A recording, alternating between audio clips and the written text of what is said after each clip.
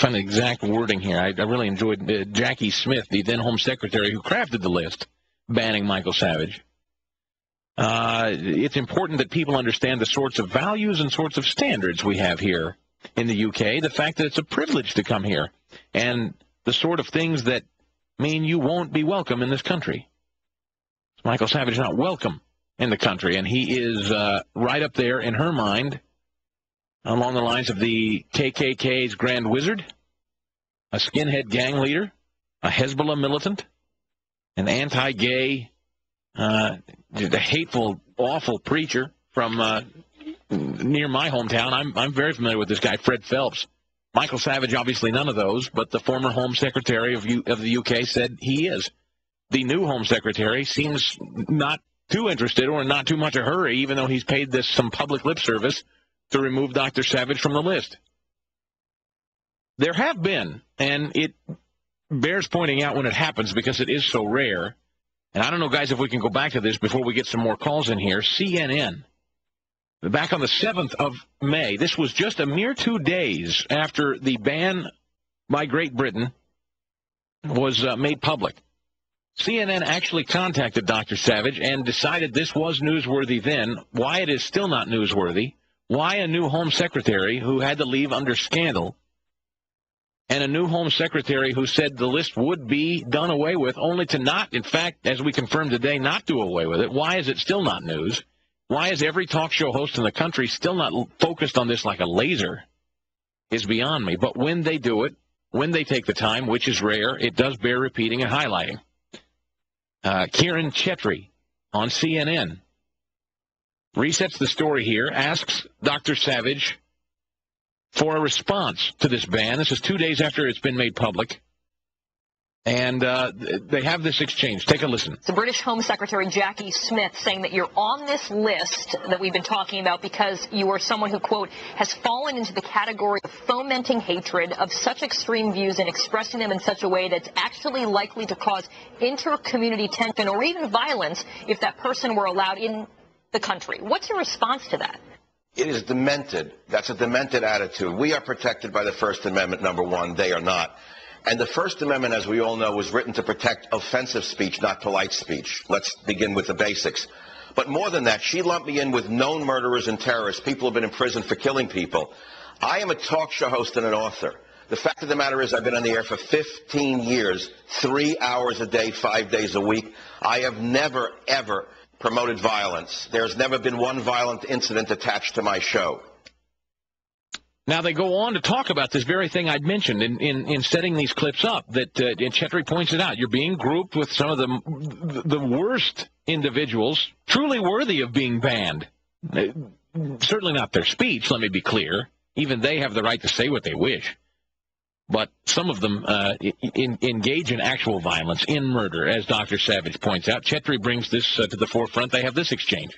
As you said, you're being grouped in with people including anti-gay preachers, radical Muslim clerics, the Ku Klux Klan. Of all the talk radio hosts, why you? I was astounded when I saw this. I thought it was some bizarre joke. I said, this can't be real. How in the world could she lump me in with people such as Russian skinheads who were in prison for killing people? It makes no sense. So the question is, what does Dr. Savage do now? As we've confirmed today, the story at michaelsavage.com, that the list still exists, and he is still very much on the banned list. Ron in Los Angeles, you're next on the Savage Nation. Hello. Hi, Chris. You're doing a great job, and thank you. Love listening to you. I want to comment on a previous caller that mentioned the Olympics, and even though they were in the right direction, the right topic, I think the audience needs to know that the vast majority of the money that the British government will get from the Olympics comes from TV rights, not from tourists going over there and staying in hotels. So with that in mind, if we started today to call up the station or stations that are going to televise the Olympics and tell them that we are not only going to not watch the Olympics on television, we are not going to we're going to boycott all the products that they advertise. You know, I actually think, Ron, and for those that weren't around in the last hour, someone pointed out that the Olympics are coming to the UK in 2012. I know this last go-around with China, NBC. NBC had the broadcast rights to the Olympics. I don't know the network that will have the broadcast rights to the 2012 Olympics, or if that's even been named yet. Surely it has. Surely those networks know who. I'd like to know that, guys, if we can find that out, who has the broadcast rights to the 2012 Olympics. But it's an interesting time.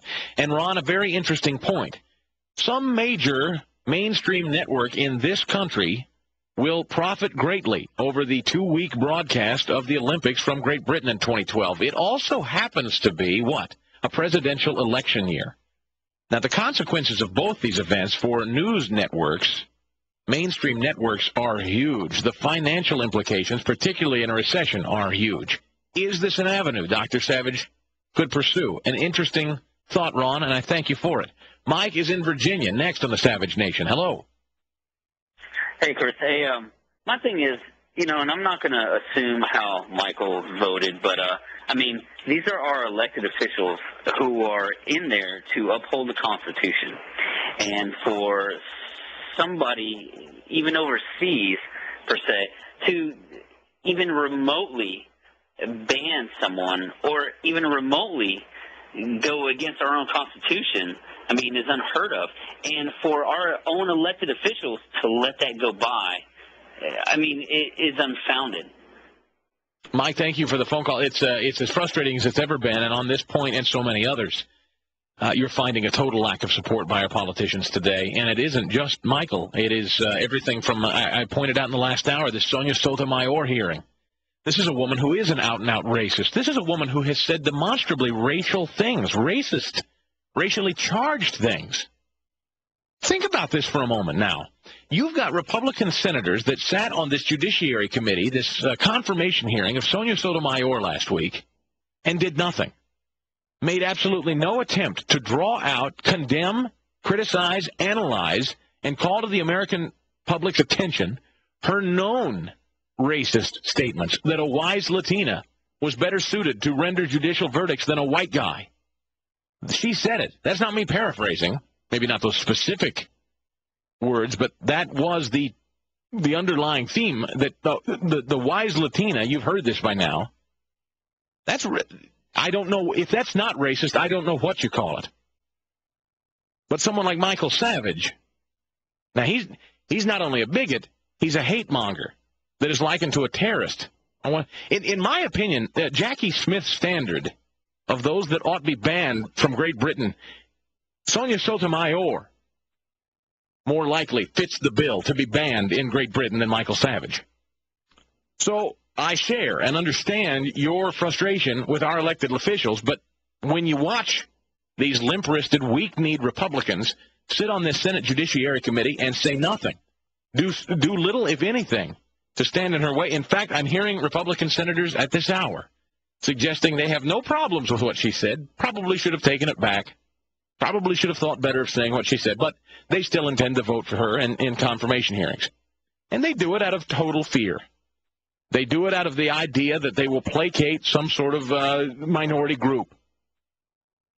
They don't want to come off as bigoted. They don't want to come off as hateful, which goes back to another caller's point about talk radio hosts and why they do little, if anything, to support Michael Savage in this fight. Fear is becoming the dominant motivator. Fear of speaking up and speaking out for fear of reprisal from government and activist groups like the ACLU, La Raza, and others. Fear is ruling the day of free speech in this country. Michael Savage is one of the last clarion calls for free speech, true, unfettered free speech. If he is lost, if his voice is lost, I do believe you have lost a major linchpin in this fight. The Michael Savage Legal Defense Fund link is on his show notes, or his webpage at michaelsavage.com. You can also go there and read the latest in this fight. In Washington, D.C., where Rob sits with the cowards, amongst the cowards, not you, Rob. I'm glad you're with us, but you know what I'm talking about. Washington, D.C. has checked out on this issue and most any other issue of consequence for the American people. Am I right? Welcome to the Savage Nation. Well, thank you for taking my call. I'm literally in the belly of the beast. I will tell you that I, as an individual, We have a business that we deal with 20 vendors from England. We have cut them off. We're not buying any of their products. And we've told them that until this is resolved, we'll never buy another product. My mother is a Brit.